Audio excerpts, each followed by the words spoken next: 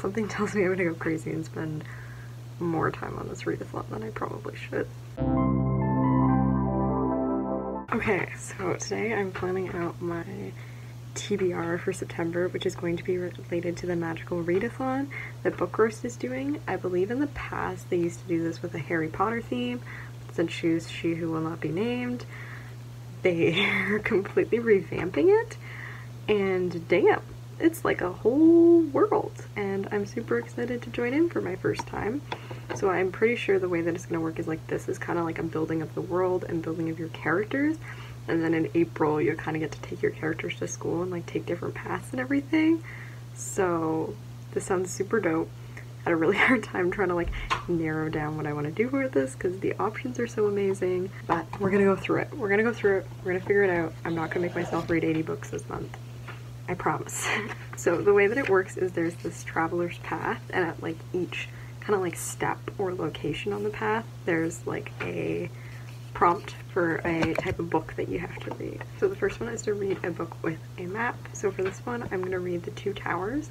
I actually don't have my copy of it here with me at school, so I'm gonna grab one from the library. I assume all the copies have maps. If not, the version I have does, so we're gonna count that even if the version I get from the library doesn't.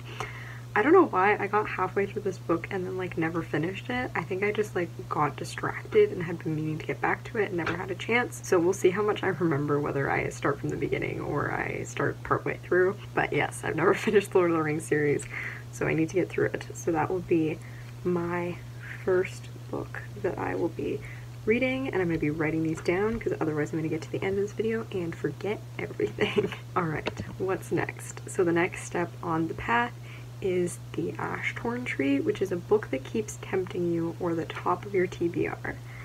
This one was harder for me because I feel like I've gotten through a lot of the books that I've been like desperate to read for a really long time. So I'm gonna go on my Storygraph and go through my TBR pile because I don't have anything at the top of my head that I'm like, ooh, I desperately want to read this one. So we're gonna do a little scroll. Problem is there's so many that sound good. How am I gonna pick one that I like desperately want to read? Oh, you know which one I'm gonna read?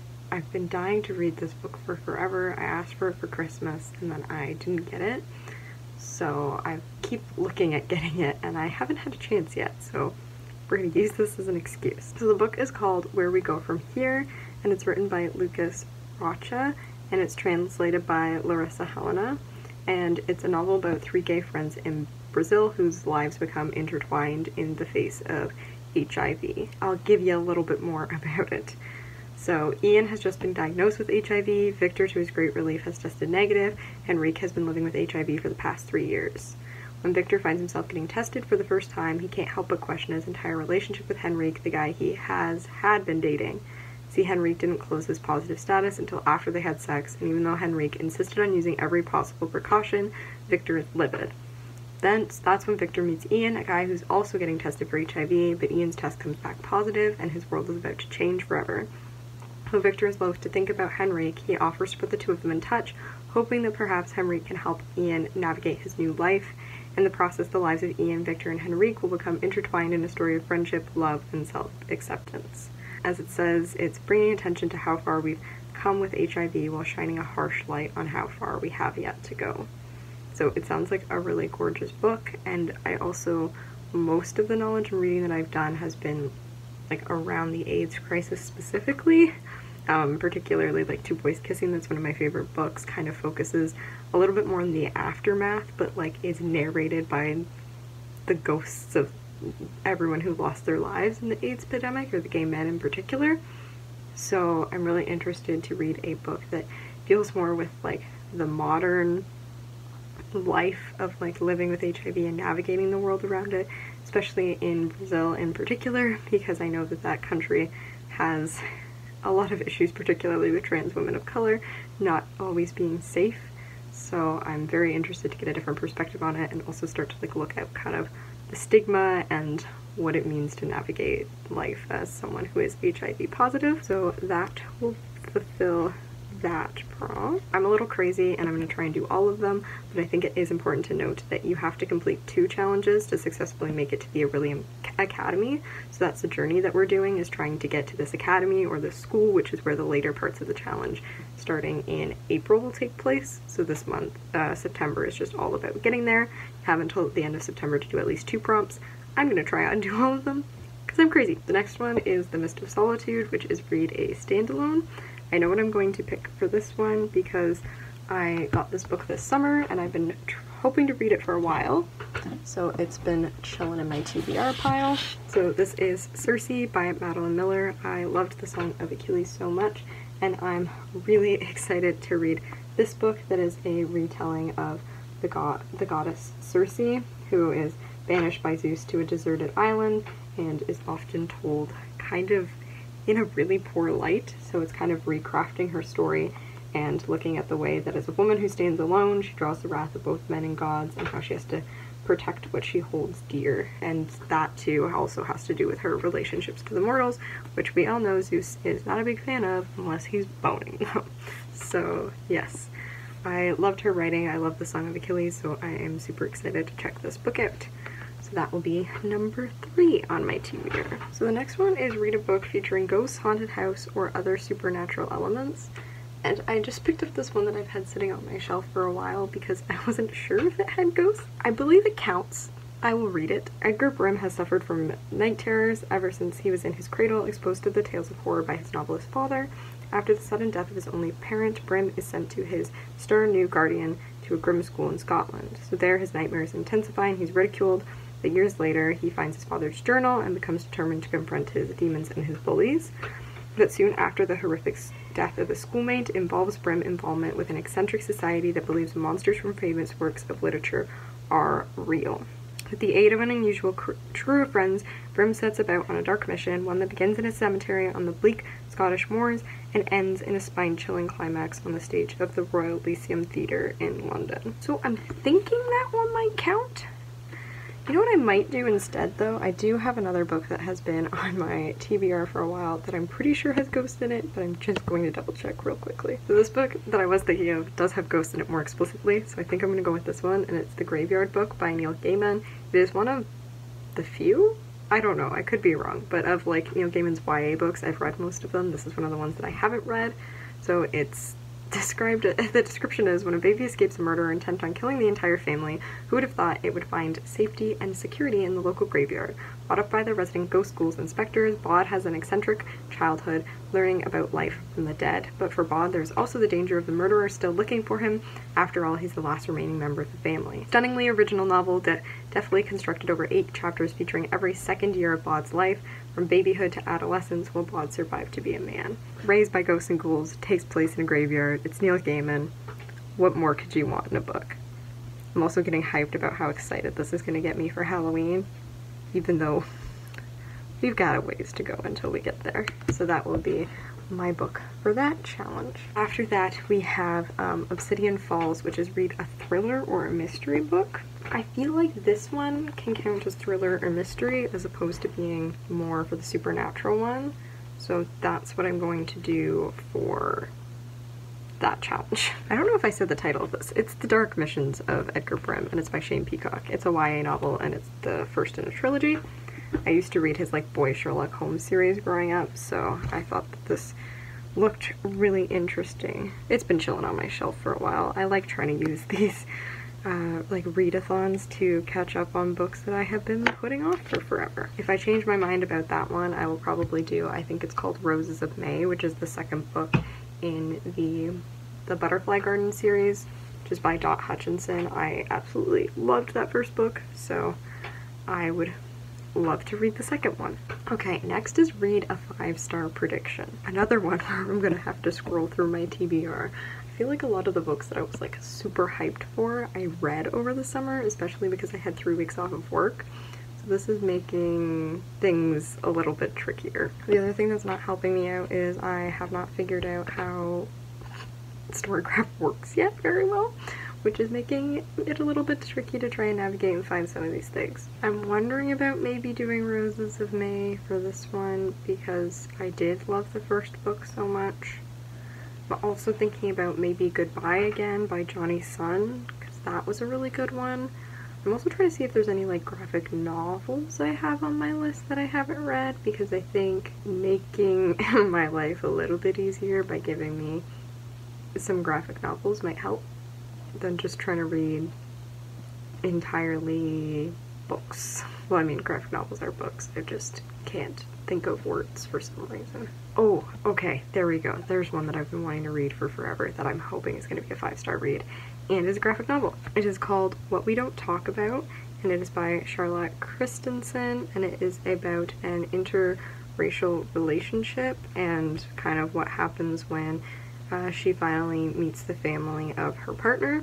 Another one that I had on my list for Christmas that I didn't get, but that I would love to read, so that will fill that prompt. On to the next one. Ooh, the very last one. Can't believe we already went through 6 books already. Aurelium Academy Arc, which is a book with a school setting. Okay, I think I'm gonna move this. So I think this, The Dark Missions of Edgar Brim, obviously takes place at this Grimm school in Scotland. So I'm gonna move this one to be for the Aurelium Arc Academy, and I'm gonna put the Roses of May, which I know is like a mystery thriller book, as my book for the thriller mystery category. So for people who want to know a little bit more about the Roses of May, it is the second book, and I believe it's called the Collector series, and I'm not sure if it uses the same characters or just the same detectives. We're gonna find out. Alright, 4 months after the explosion of the Garden, which is a place where young women known as the Butterflies were kept captive, the FBI agents from the previous book are still entrenched in the aftermath, helping the survivors in the process of adjusting to life on the outside. So the first book in this series, which is The Butterfly Garden, has this man who kidnaps women and tattoos butterfly wings on their back, and it kind of takes place after they've all escaped and they're interviewing kind of the butterfly who is kind of like in charge of keeping all of them together to try and figure out what happened. So with winter coming to an end, the butterflies have longer, warmer days of healing ahead, but for the agents, the impending thaw means one gruesome thing: a chilling guarantee that somewhere in the country, another young woman will turn up dead in a church with her throat slit and her body surrounded by flowers. Priya Sravista's sister fell victim to the killer years ago. Now she and her mother move every few months hoping for a new beginning, but when she ends up in the madman's crosshairs, the hunt takes on a new urgency. Only with Priya's help can the killer be found, but will her desperate hope for closure compel her to put her life on the line? So it seems like there's like a little bit of overlap, but also a new mystery in this one. So I'm curious to see how they kind of weave that together, keeping this as a series. Maybe some of the victims will end up helping out, maybe not. I'm not sure. It'll be interesting to read either way. So those are like the 7 books for the actual like proving yourself on the path. And then on top of that, you also get to pick your character, and then based on your character's idea, you can either incorporate these choices into a future reading list or add it to this challenge on top of the December one. I'm going to make my list now and try to get to them in September, but if I don't have time to do it, I'm not going to like rush. I'm going to try and focus on getting through these 7. Also keeping in fact that I have school and a job to do. Okay, so the first one is the background of your character, whether you want them to be from the wilding or the urbing. And being from a city is boring, I'm sorry. So I want them to be from the wilding, which means that I have to read a book that is largely set in either a forest or outside. Back to the TBR list we go. I'm always curious what's defined as outside. I'm like, if the book takes place in space, does that count? I also have a lot of nonfiction books on here, so that doesn't really help because I don't think they technically have a setting. Okay, I think I found one that takes place mostly outside. It's called Blankets, and it's by Craig Thomas. It is another graphic novel, and it is wrapped in the landscape of a blustery Wisconsin winter. Blankets explores the sibling rivalry of 2 brothers growing up in the isolated country and the budding romance of 2 coming-of-age lovers, a tale of security and discovery, of playfulness and tragedy, of a fall from grace and the origins of fate. The cover's got 2 people outside in a forest, so I think I'm good. Looks like it's going to be mostly outside, and since it's a graphic novel, I'll actually get to see the outside, so that is stellar. So the next thing is the province that your person is from. I'm going to say that my person is from Dark Meadow because of their heritage, which I will get to in a second. I'm going to link their video below and try and link the Google Doc as well if I can, but everything is so cool. Like, some of these different heritage groups that they've crafted and everything are absolutely incredible. I was like trying to pick which one I wanted, and I'm like, they're all so good. How can you expect me to narrow down to one? But yeah, we're gonna do it. We're gonna make it work. We only have 2 more books to choose, so it's okay. So yes, the reason that I'm picking Dark Meadow is because the heritage group that I want to choose was Aterian, and the Aterian people run this like massive library that's under Dark Meadow, so I think it makes sense if that's the province that my person is from. And the one for this is to read a dark academia. I'm curious about like what counts as dark academia. I'm like involved in the dark academia community, but mostly as an observer. So there is a book that I want to read that might count, but I'm gonna Google it. Now I'm just Googling, what are dark academia books? Okay, they tend to have an academic setting and feature characters exploring darker urges, navigating crimes, or dark secrets. Okay, the one that I'm thinking of is a poem, so I feel like that's not gonna count. Oh, okay, here's one that I actually have on my TBR. Perfect. It's called Plain Bad Heroines, and it is by Emily M. Dansford. It's a new novel. I think it just came out last year. Follows Flo and Clara at the Brookhampton School for Girls in 1902, where their obsession with a writer and her infamous biography leads to their own tragic deaths. More than a century later, a new book about the Brookhampton School launches their story back into public notice, but when 3 modern heroines arrive to the site of the former school, the past and present collide. Kind of sounds mystery, a little spooky. I guess it's got that dark academia theme. I think when I'm thinking dark academia, I'm thinking more of the aesthetic, so I'm glad that Google has helped me clarify this. The very last thing is the heritage. So as I said, I am picking Iltyrian. They're super dope. They got like these red eyes and fangs, and they can turn into crows. You gotta read all the lore. I can't even articulate to you how cool this whole thing is. My plan for either later today or later tomorrow is to get a bunch of the resources printed up so I can do like a really pretty nice TBR in my bullet journal for this. I hope I stick with it this time, because sometimes readathons stress me out too much, but I have hope. I have hope that we can do it this time around. So this one is a book with a crow on the cover or title, or a red cover book. Now, the first book that comes to mind is Six of Crows, but I tried reading Leah Bardugo's books earlier this year by reading Shadow and Bone, and I could not get through it.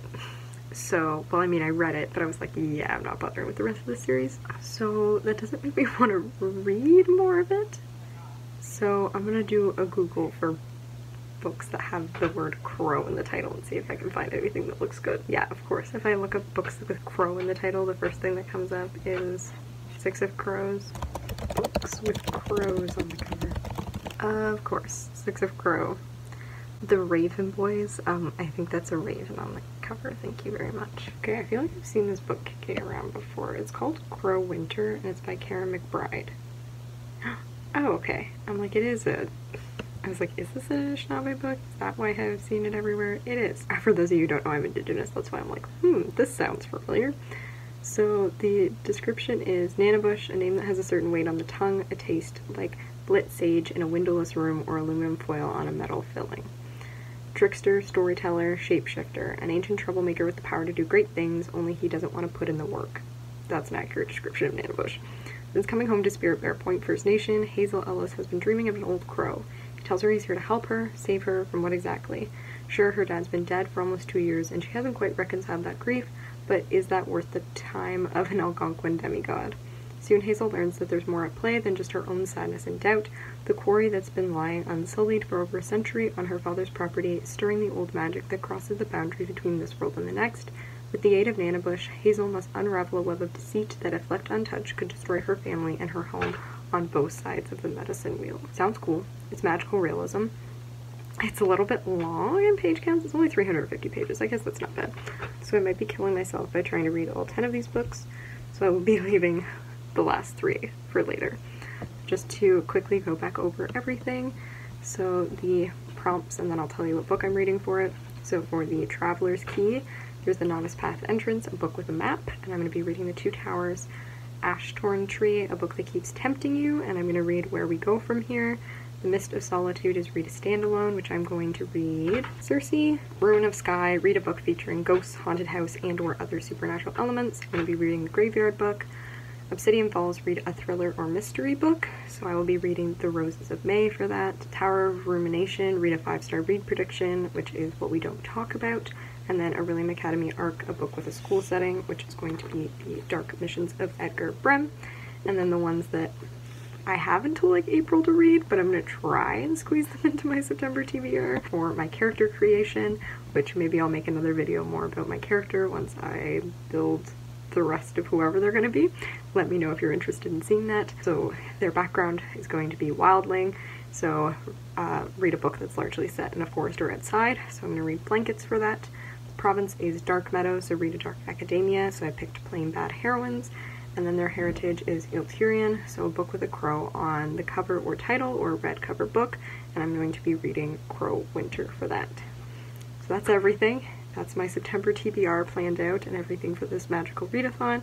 If people want to see me putting together like my bullet journal for it, let me know. I can work to do a video for that, but I am super excited for this. The vibes and everything seem immaculate, and it is my first year participating, so it should be a lot of fun. And then I get to come back to this magical world in April. So yeah, I will leave all the information for the readathon down below if you want to join in as well. If you guys have any questions or more that you want to hear about my experience, maybe I'll do a vlog during the month. Also drop me a comment down below about that, and make sure you like and subscribe and ring that bell so you get notifications when I post new videos. I think that's everything. I will link my story graph and my Instagram down below as well if you want to follow me there. And until the next video, stay kind.